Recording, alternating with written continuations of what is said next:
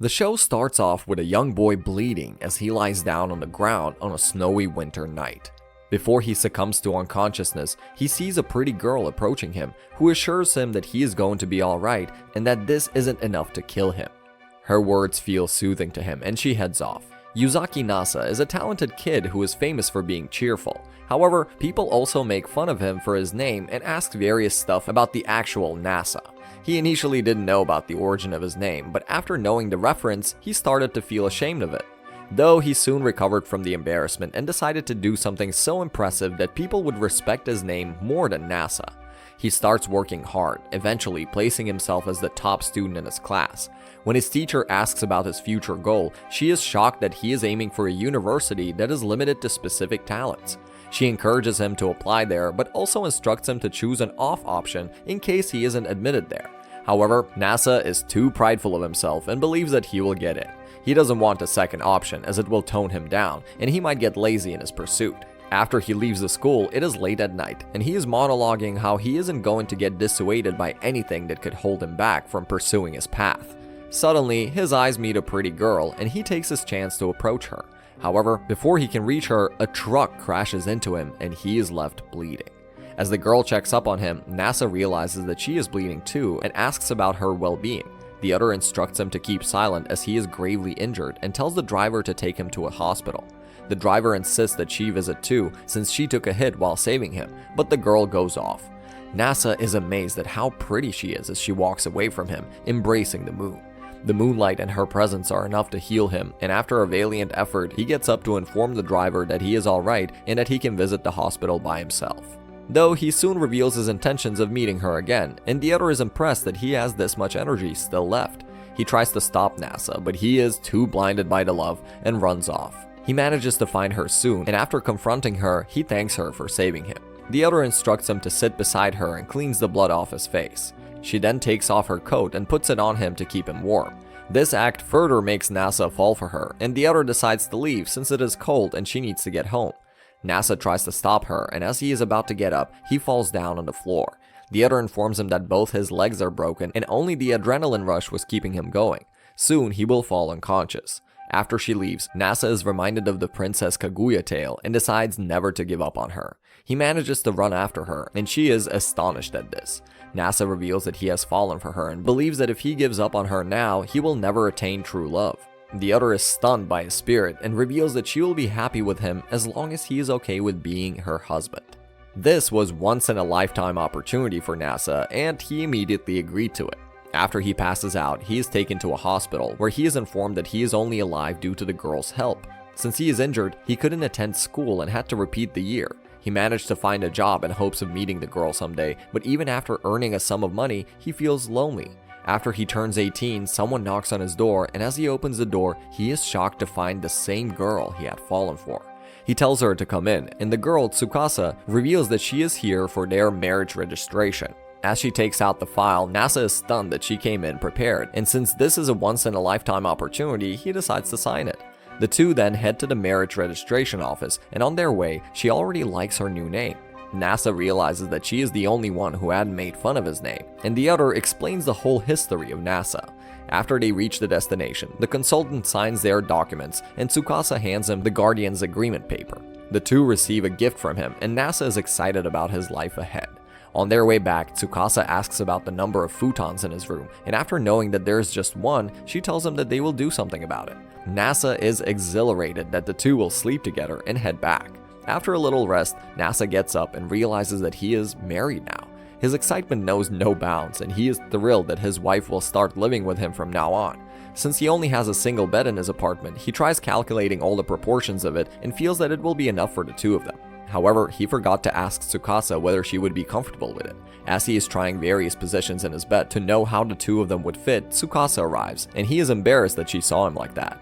The other tells him that his door was open and he wasn't answering her knocks, prompting her to enter without permission. As she picked up all her stuff from her room and had them here, NASA asked whether she planned on spending the night there. When she informs him that she intends to stay with him for the rest of her life, he is stunned and tells her about the single bed. NASA asks her about the reason she married him, but the other isn't intending to answer that so soon and decides to leave. Nasa assures her that he will sleep on the floor, but the other doesn't want that and tells him that she will stay in a nearby hotel for the night.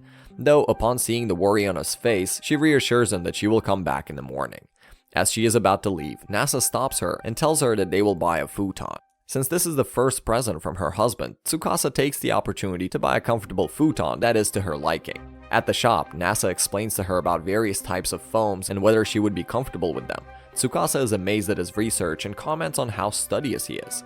Even though he had permitted her to buy anything she wanted, Tsukasa just bought a mid-range futon, and after checking it out, she was pretty comfortable.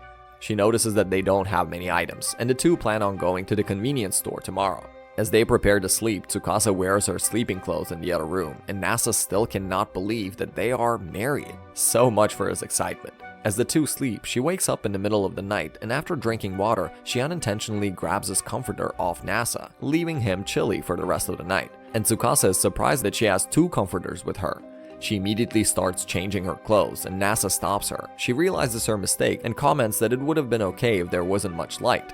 Hearing this, Nasa wonders whether she would be okay being naked in the dark with him, as she wasn't wearing a bra. Tsukasa wears an apron to prepare breakfast, and the two discuss how they will be addressing one another from now. Nasa is too formal with her, and she feels shy about this. Seeing her in an apron, Nasa tells her that she cooks exactly like a housewife, and the other isn't surprised since that is exactly who she is right now. Nasa tells her about various feat of his doing chemical mixing, trying to convince her that he is a good cook. However, the other tells him to sit back and let her prepare it. As he tastes her food, he is immensely drowned in their taste, and the other slowly introduces him to her art of cooking. Since they don't have a bath here, the two decide to head out to the public one. Though Tsukasa tells him beforehand that she takes much more time with her hair since she needs to take care of it. Nasa doesn't have a problem and assures her that he will wait for her. After buying stuff from the convenience store, they reach the bathhouse, where Nasa's junior, Arisugawa, who manages the bathhouse, confronts them and makes jokes about him in front of his wife. She continuously mocks him, forcing him to explain to Tsukasa that she is just making things up and nothing of the sort actually happened. When Arisugawa asks about their relationship and Nasa answers here about being married to her, she is stunned. She never thought something like this could happen, a guy pathetic as him pulling off a girl. She allows Tsukasa to enter the bath freely on the house, while Nasa has to explain everything that happened. Arisu is confused and informs him how she was looking forward to marrying him after their 30s. Though she is happy for him and advises him about all sorts of stuff. He needs to do something to make his wife happy. Hearing her, he gets excited and professes his love for his wife right in the middle of the street. Tsukasa is embarrassed at this and tells him that she feels shy hearing something like that, though it does make her happy. Inside the bath, Tsukasa notices that there is no one and takes off her clothes to take a bath. At the same time, Nasa is stuck with Arisu inside, who isn't intending to leave him peacefully. Tsukasa gets inside the bath, and Arisu's older sister, Aya, approaches her. After apologizing to her suddenly barging, she washes Tsukasa's back, commenting on her body. After Tsukasa informs her of her full name, Aya realizes that she is related to Nasa and concludes that she must be his cousin or sister. To keep things calm, Tsukasa remains silent.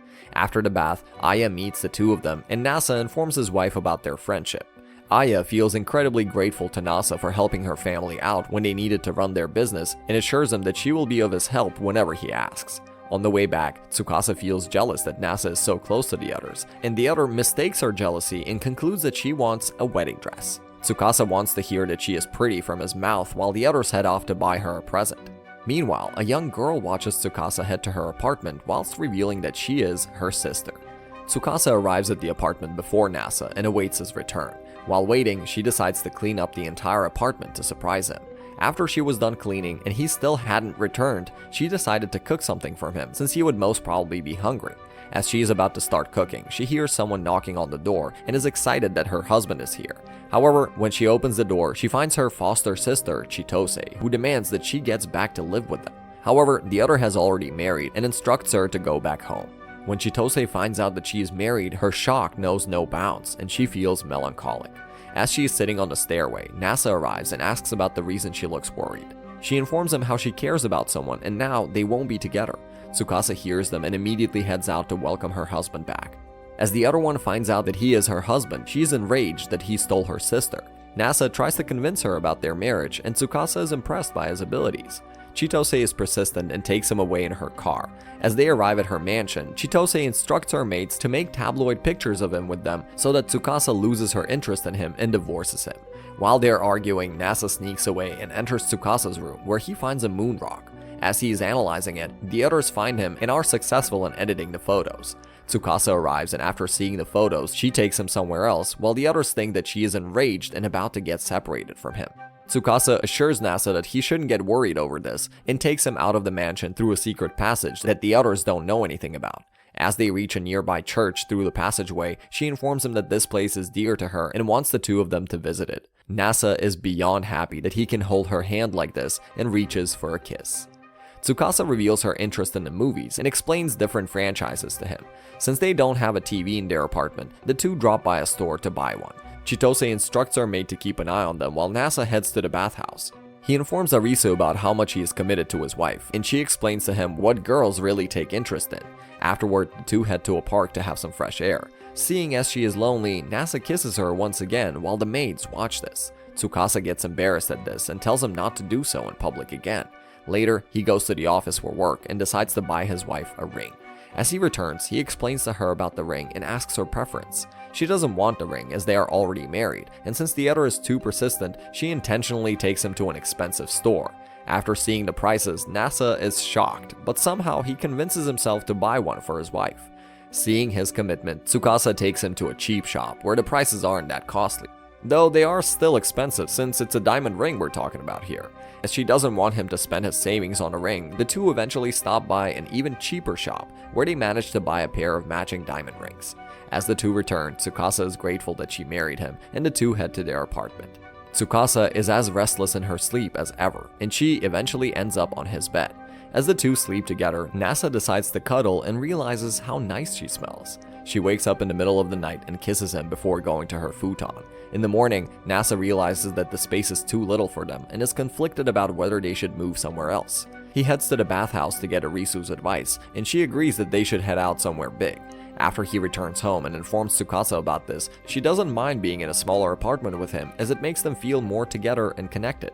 Though he is bent on moving into a new apartment and tries to convince her. He informs her that the two can have a movie night in a bigger apartment and can have a collection of their favorite movies. Hearing this, she immediately agrees and they head out to find a decent apartment. Since they would need Nasa's parents to be his guarantor to move into another apartment together, Nasa finally informs her about their marriage, and his mother asks him to visit them along with his wife, Tsukasa.